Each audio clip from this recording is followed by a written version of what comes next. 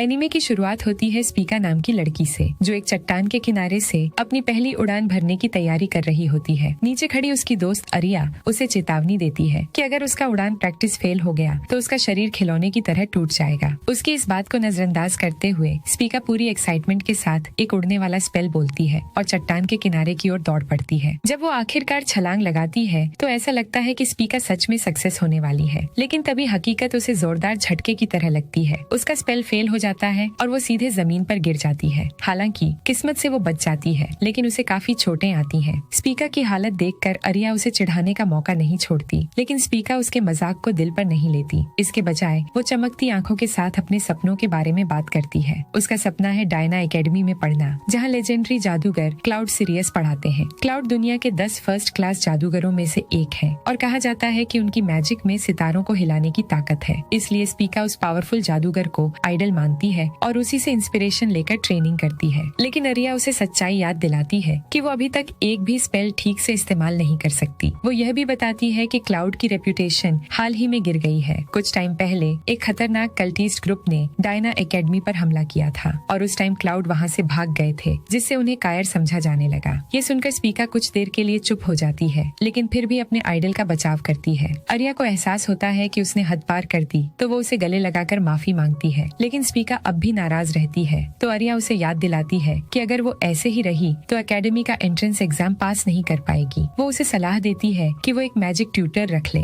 लेकिन स्पीका ऐसा नहीं कर सकती क्योंकि उसके मॉम डैड पहले से ही अपने बच्चों को खिलाने में मेहनत कर रहे हैं। अपने गरीब फैमिली के बारे में सोचकर स्पीका रोने लगती है, जिसे देखकर अरिया को उस पर तरस आता है। अरिया, जो वाटर मैजिक की जीनियस है, वादा करती है कि वो उसे सब कुछ सिखाएगी ताकि वो डायना एकेडमी में दाखिला ले सके। लेकिन तुरंत बाद वो मजाक में कहती है कि स्पीका उसे पेमेंट अपने बॉडी से कर सकती है, जिससे स्पीका गुस्सा हो जाती है। बिना किसी के मदद के स्पीका अपना सेल्फ लर्निंग जारी रखती है, लेकिन उसका अगला अटेम्प्ट भी एक और बड़ी फेलियर में बदल जाता है। वो फिर से गिर जाती है। अपनी बेबस हालत पर रोते हुए उसको एहसास होता है कि एकेडमी एंट्रेंस एग्जाम बहुत करीब है, इसलिए उसको कुछ करना ही होगा। पर वो ऐसे किसी को नहीं जानती जो उसको मैजिक सिखा सके। इसी दौरान पास में सो रहा एक ब्लैक किटी उसकी आवाज से परेशान हो जाता है। अचानक स्पीका को एहसास होता है कि वो बिल्ली उससे बात कर रही है और बिल्ली भी हैरान होती है कि वो उसे समझ पा रही है। स्पीका सोचती है कि यह कोई मैजिकल बीस्ट है, लेकिन बिल्ली नाराज होकर उस पर एक स्पेल कास्ट करती है और उसे उड़ा देती है। फिर बिल्ली उसे चेतावनी देती है कि उसे दोबारा बीस्ट मत कहना। वो प्राउडली बताती है कि वो पहले एक ह्यूमन मैच था, लेकिन एक कर्ज की वजह से बिल्ली के शरीर में फंस गया है। ये सुनकर स्पीका उसे रिक्वेस्ट करती है कि वो उसका मास्टर बन जाए और उसे कुछ यूजफुल मैजिक स्पेल्स सिखाए। जब बिल्ली को पता चलता है कि स्पीका डायना एकेडमी में जाना चाहती है, तो वो उससे पूछती है कि क्या उसके पास आधा दिमाग भी नहीं है, क्योंकि वो सबसे हाई लेवल मैजिक एकेडमी है। स्पीका जानती है कि उसके पास लगभग कोई चांस नहीं है, लेकिन वो हार मानने से इनकार कर देती है और उसे सिखाने की भीख मांगती है। बिल्ली मना कर देती है और हंसने लगती है। तब स्पीका उसे रोकती है और कहती है कि वो उसके बदले कुछ भी करने को तैयार है। ये सुनकर बिल्ली की दिलचस्पी बढ़ती है और उसकी आंखों में एक थरकी भरी चमक आ जाती है। स्पीका को लगता है कि वो उसे कुछ गलत करवाना चाहता है, लेकिन फिर भी वो अपने करियर के लिए सब कुछ करने के लिए तैयार हो जाती है। हालांकि बिल्ली उसके गलत ख्यालों को रोक देती है और उसे अपनी अप्रेंटिस स्लेव बनाने का फैसला करती है। स्पीका उसका धन्यवाद करती है और उसका नया मास्टर उसे ट्रेनिंग शुरू करने के लिए कैपिटल जाने को कहता है। जब वे कैपिटल पहुंचते हैं, स्पीका सोचती है कि उसे वहां क्यों लाया गया है। उसकी पहली टास्क के रूप में बिल्ली उसे गिमिया कोल्ड बियर नाम का स्पेल बोलने को कहती है। जैसे ही स्पीका ये स्पेल बोलती है, पास की एक वेट्रेस उसका ऑर्डर लेती है और उसे ड्रिंक दे देती है। ये समझते ही कि उसके साथ धोखा हुआ है, स्पीका गुस्से में बिल्ली पर चिल्लाती है और कहती है कि वो खुद पेमेंट करे। लेकिन वो नोटिस करती है कि आसपास के सभी लोग बिल्ली को एक नॉर्मल जानवर की तरह देख रहे हैं, यानी सिर्फ वही उससे बात कर सकती है। स्पीका के गुस्से से बिल्ली थोड़ा ट्रॉमेटाइज्ड हो जाता है, इसलिए वो उसे एक इम्पॉसिबल टास्क देने का फैसला करता है ताकि वो मैजिक सीखना छोड़ दे। वो उसे रॉयल लाइब्रेरी ले जाता है, जहाँ दुनिया का ज्यादातर वैल्यूएबल नॉलेज रखा गया है। बिल्ली बताती है कि वो बुक ऑफ प्रोविडेंस नाम की किताब ढूंढ रहा है, जो अपने रीडर को सब कुछ देखने की पावर देती है। इस पावर का इस्तेमाल करके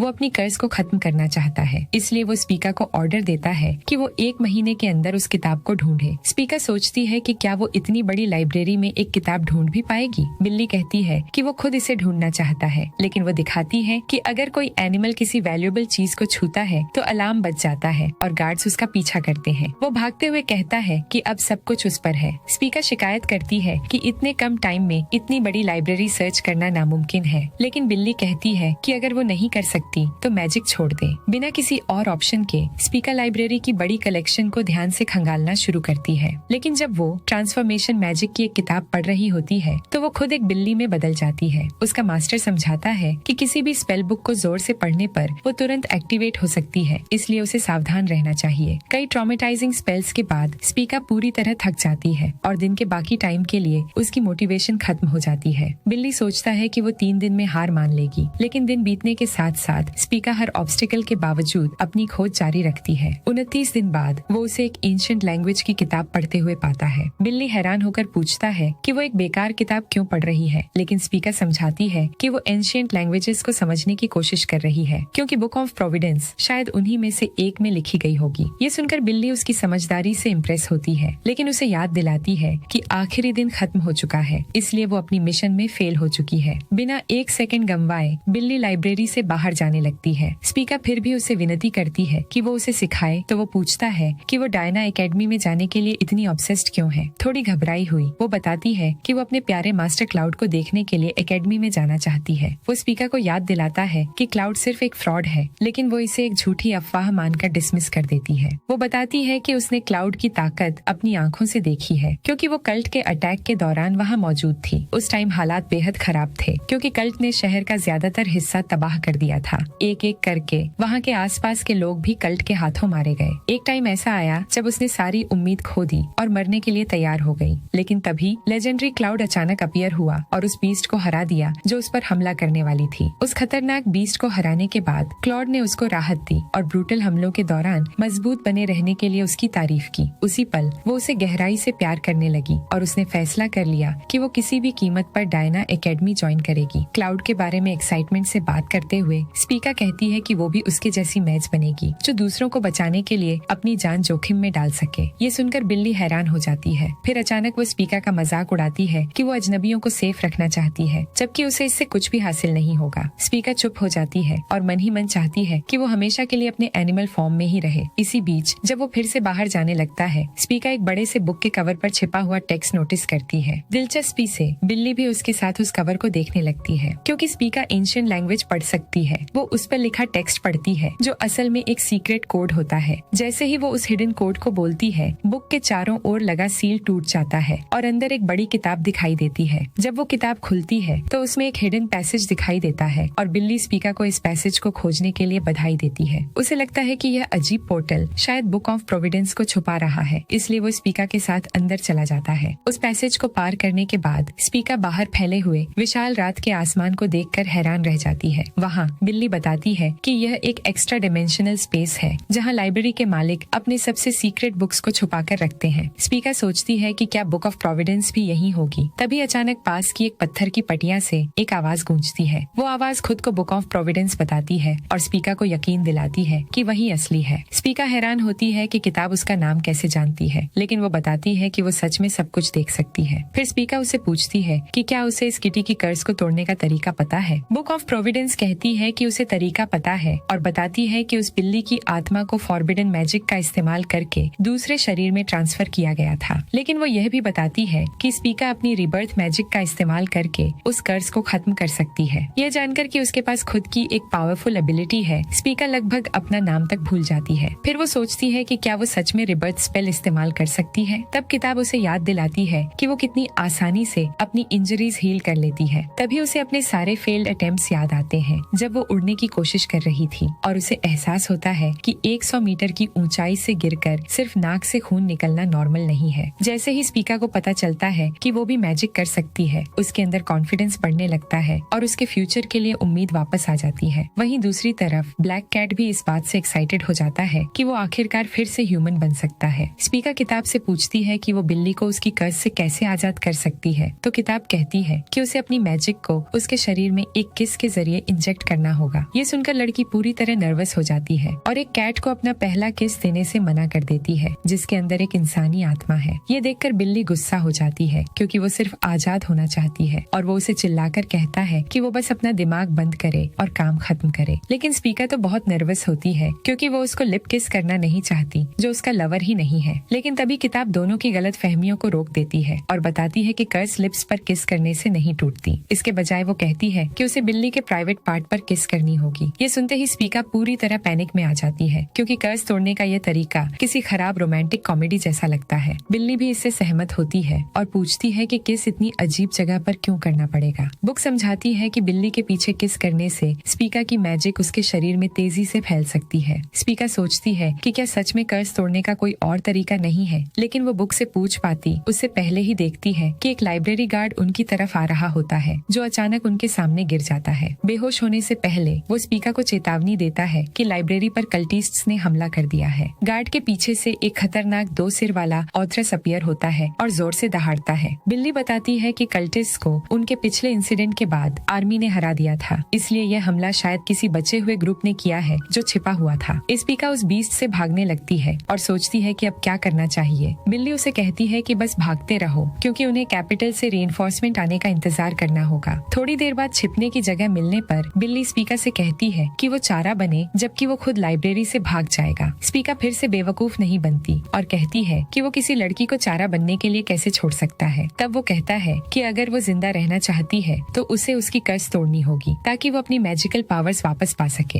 हालांकि स्पीका अपनी जान के लिए कुछ भी कर सकती है, लेकिन वो उसे पीछे किस करने के लिए तैयार नहीं होती। बिल्ली उसे याद दिलाता है कि अगर वे ऐसे ही बहस करते रहे तो दोनों मर जाएंगे, लेकिन स्पीका फिर भी मना करती है, क्योंकि वो बिल्ली क्यों ना हो, लेकिन असल में तो इंसान ही है और किसी आदमी को ऐसे किस करना उसके लिए बहुत शर्मनाक है। ये सुनकर बिल्ली ये कहकर चला जाता है कि उसकी डिटर्मिनेशन और सारी बातें सिर्फ बेकार की बातें थीं, जो कि उसने कहा था कि वह कुछ भी कर सकती है। ये सुनकर स्पीका अपना फैसला बदलती है और उसे पकड़ने के लिए दौड़ती है। तभी अचानक ऑथरस उसके पीछे अपीयर होता है और एक पल में स्पीका के सामने सिर्फ जलती हुई आग की दीवार दिखाई देती है, जो उसकी ओर तेजी से बढ़ रही होती है। अपने आखिरी पलों में वो पछताती है कि उसने बिल्ली की मदद को ठुकरा दिया, लेकिन तभी बिल्ली उसके सामने आ जाती है और अपनी मैजिक से ऑथरस के अटैक को रोक देती है। उसे बचाने के लिए वो उसे दूर धक्का देता है ताकि वो लाइब्रेरी से भाग सके, और वो उसे बाहर फेंक देता है। स्पीका भागने से मना कर देती है, क्योंकि उसे एहसास होता है कि दूसरों को बचाने की बातें करने के बावजूद वो फिर से किसी और पर डिपेंडेंट हो रही है। इस बार वो सीख जाती है और मुड़कर सीधे आग की तरफ दौड़ती है। वहाँ वो बिल्ली को बेहोश पाती है और उसकी कर्ज तोड़ने के लिए उसे उठाती है। जैसे ही स्पीका अपनी रिबर्थ मैजिक बिल्ली में इंजेक्ट करती है, वो अपनी चोटों से ठीक हो जाती है और वापस अपने ह्यूमन फॉर्म में बदल जाती है। जैसे ही वो ह्यूमन बनता है, वो आसानी से ऑर्थरस की आग को खत्म कर देता है और स्पीका को अपनी बाहों में बचा लेता है। पास से देखने पर स्पीका को एहसास होता है कि बिल्ली असल में उसका आइडल क्लॉड था। बिना टाइम वेस्ट किए क्लॉड अपनी मैजिक आई सैरो का इस्तेमाल करता है, जो उस विशाल ऑर्थरस को एक फ्रोजन डॉग जैसा बना देती है। ऑर्थरस के हारने के बाद बचे हुए कल्टिस्ट्स लाइब्रेरी से भाग जाते हैं। वहीं दूसरी तरफ स्पीका शॉक्ड होती है कि बिल्ली असल में क्लाउड था, क्योंकि असल जिंदगी में वो उस इंसान से काफी अलग है जिसे उसने सालों पहले देखा था। क्लाउड उसे याद दिलाता है कि वे सिर्फ कुछ पलों के लिए मिले थे, इसलिए वो उसकी असली पर्सनैलिटी नहीं जान पाई थी। स्पीका समझती है कि उसकी बदतमीजी भरी बातों के बावजूद उसने उसे पहले की तरह ही बचाया। क्लाउड अब उससे दूर जाने लगता है, क्योंकि अब स्पीका उसके लिए बेकार है, लेकिन वो उसे मैजिक सिखाने की विनती करती है। अचानक क्लाउड फिर से अपनी कैट फॉर्म में बदल जाता है, क्योंकि स्पीका की रिबर्थ मैजिक खत्म हो चुकी होती है। इस बार स्पीका भी उससे दूर जाने लगती है ताकि उस बदतमीज बिल्ली को सबक सिखा सके। वो उसे रोककर माफी मांगने लगता है और सीधे लाइब्रेरी में जाकर उस बुक ऑफ प्रोविडेंस पर चिल्लाता है, क्योंकि उसे पूरी तरह ठीक हो जाना चाहिए था। बुक समझाती है कि स्पीका अभी बहुत कमजोर है, इसलिए वो क्लाउड की कर्ज को पूरी तरह खत्म नहीं कर सकती जब तक वो उसके लेवल तक नहीं पहुंच जाती। अपनी आजादी वापस पाने के लिए क्लाउड उसे ट्रेन करने का फैसला करता है और वादा करता है कि वो उसे दुनिया की अगली फर्स्ट क्लास मेज बनाएगा।